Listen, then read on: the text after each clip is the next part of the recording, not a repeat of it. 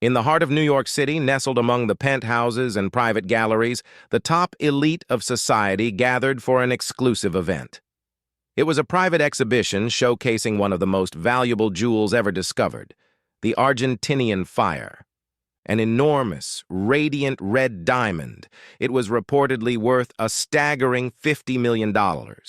Security was unparalleled. No one could get in or out without clearance.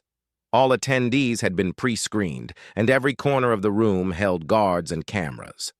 Among the crowd, dressed in an impeccable tuxedo and accompanied by a dazzling woman on his arm, was Alex Cross. Unknown to the elite surrounding him, Cross wasn't just another millionaire. He was an international thief. Over his career, he'd developed an impressive record, managing to take rare artifacts and priceless jewels from secure locations without leaving a single trace.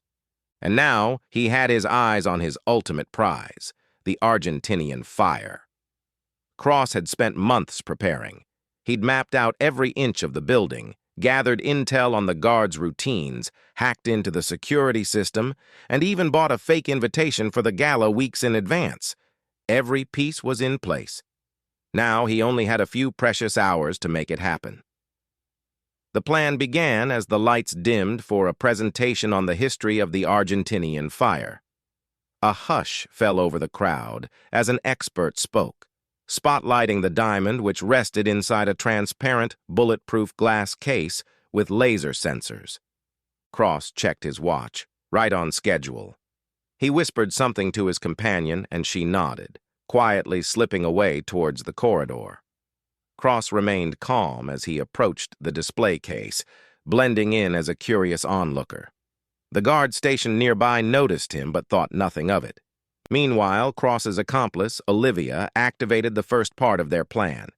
She'd placed a device inside the security room that emitted low-frequency interference, causing just enough static to disrupt the cameras without triggering the alarms.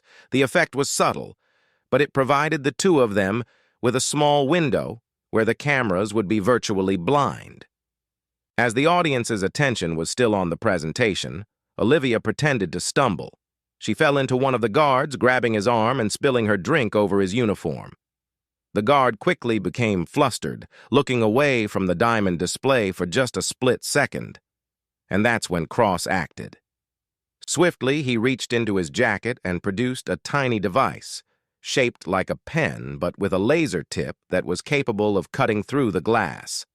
He shielded it from view, cutting in a precise circle just around the diamond's base. The guards were already moving to help Olivia, who was making an exaggerated show of embarrassment, while Alex deftly reached through the opening he'd made. His fingers brushed the cold surface of the Argentinian fire, and he gently lifted it out of its casing, careful not to disturb the laser beams that crisscrossed around it. In a matter of seconds, the diamond was in his possession, and he slid it smoothly into a concealed pocket inside his tuxedo. But Cross had miscalculated one thing. Another party was interested in the diamond. Just as Cross turned to disappear into the crowd, a deafening alarm sounded. Someone had tipped off the museum's private security, and they knew exactly where to look. Cross's heart raced as he saw armed guards flooding the entrance, and he knew his escape was about to get tricky. With Olivia at his side, they sprinted toward a secondary exit, where their getaway driver awaited in an inconspicuous black van. The guard's voice boomed over the intercom. "Stop! You are surrounded!" The tension escalated as Cross and Olivia dashed through a maze of hallways, with guards hot on their trail. The layout of the museum was a twisted labyrinth designed to confuse and trap, but Cross had studied it. He made a series of rapid turns, dodging obstacles, ducking into a staff passage just seconds before the guards rounded the corner. Adrenaline surged as Cross and Olivia bolted through the final corridor, but just before they reached the exit, a guard stepped out, blocking their path with his weapon drawn. "Hand over the diamond," he commanded. Olivia feigned surrender, raising her hands, but with a swift movement she pulled a smoke grenade from her bag, throwing it to the floor. The room filled with thick gray smoke, obscuring their escape route. In the confusion, they slipped past the guard and out into the alley. The driver, Jack, was ready and waiting. The second they were inside, he hit the gas, tearing out of the alleyway with police vehicles in pursuit. Cross took a deep breath, but he knew the chase wasn't over. They were headed toward the Brooklyn Bridge, where a tactical helicopter was waiting, arranged by Cross as a backup plan. Jack weaved through traffic, taking sharp corners, attempting to lose the police in the tangle of Manhattan streets. Finally, they reached the bridge. As they approached the helicopter, Cross could see the police blockade forming ahead. "This is it," he said to Olivia, his voice steely with determination. With seconds to spare, they bolted from the van and leaped into the waiting helicopter. The pilot lifted off immediately, soaring into the night sky just as the police vehicles screeched to a halt below. Cross looked down, the Argentinian fire glowing in his hand as they soared above the city. As they reached a safe distance, Cross allowed himself a satisfied smile. He knew he'd just pulled off one of the greatest heists in history. But what he didn't know was that the entire mission had been a setup. As he gazed at the diamond, he noticed something strange, a tiny engraving on the underside of the gem that he hadn't seen before. It was a tracking device placed by the museum's security. Within seconds, he heard a beeping sound. His face paled as he realized they were being tracked. The pilot turned, revealing a smirk. "Looks like your luck's run out, Cross," he said, pulling a gun from his coat. The authorities had anticipated Cross's every move. This entire gala had been staged to lure him in, knowing he wouldn't be able to resist the allure of the Argentinian fire.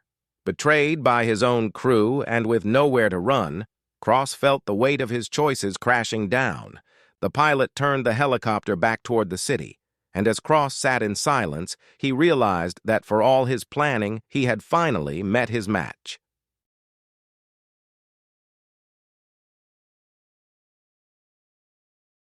In the heart of a darkened city, whispers floated about a near-impossible heist. Known as the Black Diamond Job, the target was a priceless, untraceable black diamond locked deep within the prestigious Wright Museum. Rumored to be haunted, the museum was famed for its security as much as its artifacts, each guarded by cutting-edge systems. Alex the Ghost. Kane had a reputation for succeeding where others failed. With razor-sharp precision, he assembled a crew, each member chosen for an exceptional skill. Sarah, an elite hacker, Marco, an ex-military tactician, and Lena, the stealth expert. The team had just one shot, and they knew a single mistake could ruin them. Under the cover of a stormy night, they struck. As Sarah hacked the grid, killing all surveillance, Marco timed every patrol on the premises. Lena scaled the walls, agile as a shadow. Within seconds, Alex bypassed the main vault's biometric scanner with a device Sarah created. Suddenly, alarms blared. Sarah's control slipped as a counter-hack threw them off. Marco and Lena moved quickly, rerouting the guards with decoy noises. Alex, however, couldn't afford to wait. He reached the diamond, the prize glinting ominously in his gloved hand. But as he pocketed it, a voice echoed through his earpiece. "They're coming! Exit now!" The crew sprinted down dim corridors, alarms ringing louder. Heart pounding, Alex barely made it to the rendezvous point as the doors slammed shut behind them. Minutes later, they slipped into the shadows of the storm, disappearing from sight. The heist was complete, the city in awe, and Alex's name, once a whisper, became legend.